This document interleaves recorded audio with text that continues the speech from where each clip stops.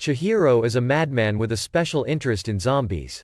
Ever since he was a child, he has always dreamed of meeting a cute zombie in real life. Even Chihiro's group of friends find Chihiro's hobby strange. Chihiro's home is a family with a long association with an ancient shrine. In the evening, Chihiro sat down to have dinner with his family. It was a peaceful family except that his mother died when Chihiro was very young. He was content with his current family, until his pet cat was stabbed. His father regretted that the temple did not allow burial, so they had to take the pet cat out. He did the best he could. At night, Chihiro thought, his cat didn't deserve to die like that, so Chihiro got up to look for things. Last year when he went to support the flood area, an acquaintance gave him a book. It looks a lot like a respawn record. Chihiro went to dig up the cat and came to a place where the splash started. Until one day he saw a strange girl screaming loudly into the well. Early in the morning Chihiro went downstairs to get a lot of ice. Maro doubted her brother. Chihiro gave a lot to preserve the cat's body and then he went to school. On the way, his friend said that Chihiro didn't listen. Their school was right next to the main girls' school, so they had to go two separate ways. They come here to see the radio ladies only. Yasu stopped in to tell Chihiro that there was a very singing peach girl over there right now. Yasu points to her that Rei is the principal's niece. Ranko went to the press to tell his father Maro would stay at school late. She asked about Chihiro, since her pet cat died. Except for the time she went to school, Chihiro never left the room. Ranko ran up to call Chihiro. Seeing that he forgot his appointment, Ranko signed his head immediately. Chihiro suddenly asked about Rei. Heard Chihiro ask the girl in front of him. Ranko signed his head stronger. She dragged Chihiro to the bed and returned. Chihiro threw her the book and he wondered why he had to call Ranko older sister when they were only half a year apart. At night, Chihiro still went to research. There was one fuzzy device. Chihiro guessed that the ingredient needed poison. He tried many times without success. If it still doesn't work by the end of the week, he'll bury Babu. Again that girl came. She was extremely dissatisfied with her family. Chihiro accidentally made a water bottle. The girl discovered him. She sat up with Chihiro and suddenly ran into him. She wanted Chihiro to forget all this over and over in exchange for doing what Chihiro wanted. But seeing that Chihiro was not interested, she hugged her face and cried. She wanted to die. Chihiro comforted her discontentedly that she had to come here. The girl also assumed that Chihiro came here because of her resemblance. Chihiro introduced his work. He found himself selfish. But the cat girl definitely wanted to meet Chihiro, too. She wants to help Chihiro do this. Her father hates animals so her family never keeps them. She wished to cherish them even once. Chihiro is not interested in living people but only zombies. The girl approached and wanted to know if she became a zombie, he would be responsible. Chihiro suddenly pondered. She left home to meet Chihiro here tomorrow. At that time, Chihiro didn't think that she would actually turn into a zombie and come back to him. Episode 2. Rei sat attentively watching zombie movies. Heard Rei said she had never seen it, so Chihiro brought it here. Chihiro calls Rei to help her, wondering what to do next today. Chihiro sighed. He had tried everything with absolutely no success. Chihiro thinks it's time to bury Kabu. Chihiro pointed at the blacked out page. On top of that he couldn't read the page at all. Suddenly Rei remembered something. She got up and ran away.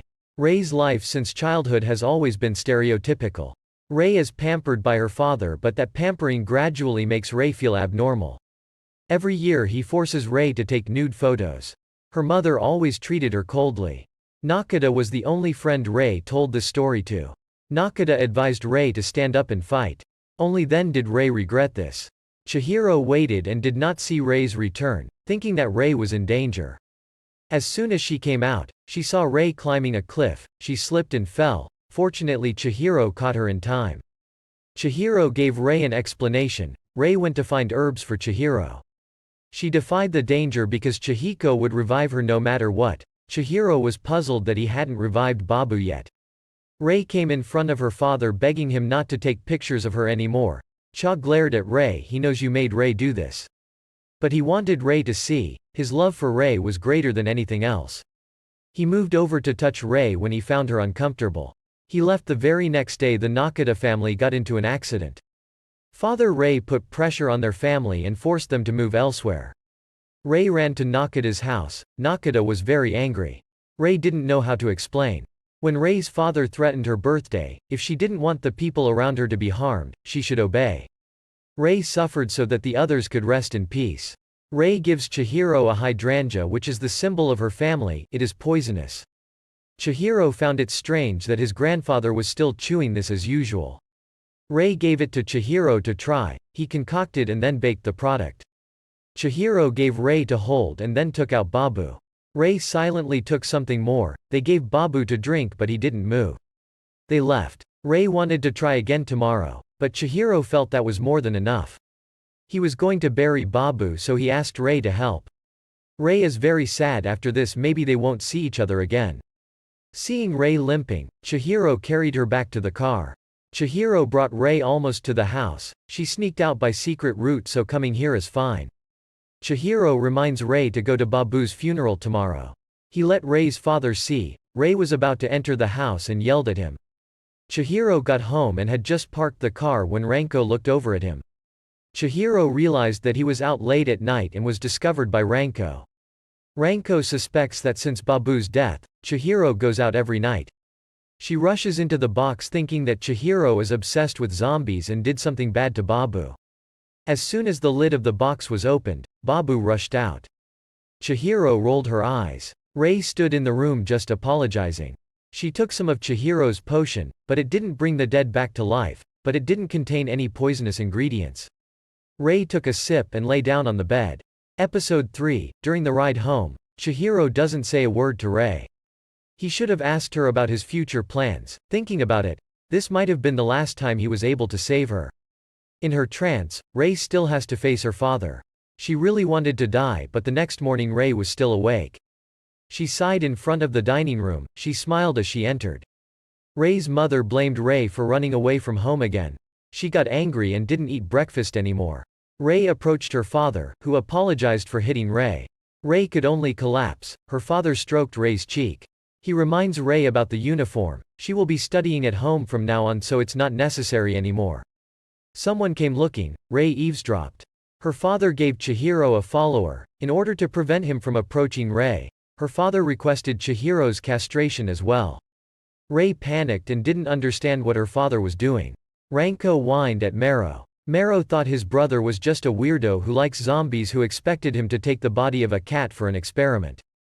Chihiro smiled, but thanks to that, Babu returned. Ranko was worried, what if Babu bit someone? Chihiro was a little worried, but he still thought it wasn't like the movie. Babu ran away, and Chihiro and Ranko quickly chased after him.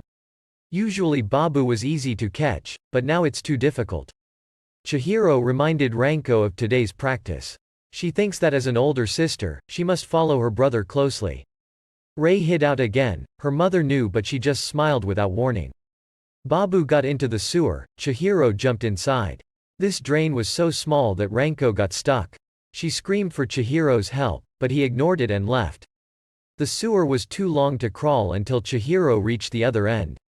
Surprisingly, it was located right behind the abandoned building Chihiro frequented. Yasu and Mogi tease each other at school.